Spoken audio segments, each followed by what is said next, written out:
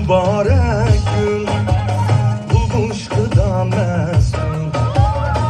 Sılgül mübarek gülda day bulmuş gıda meskin. Ayrılsa kızıl gülden day bulun günü teskin. Ayrılsa kızıl gülden day bulun günü teskin.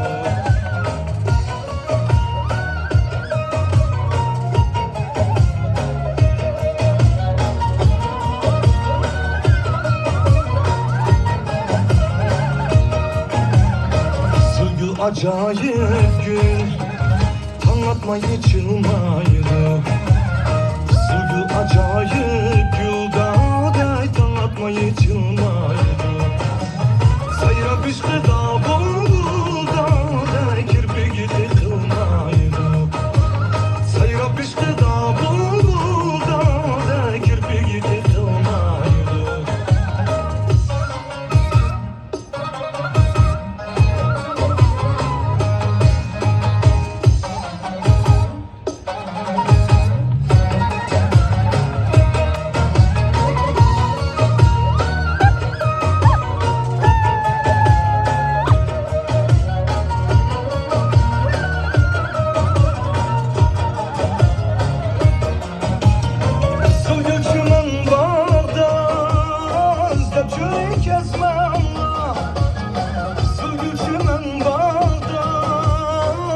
Çocuk kesmem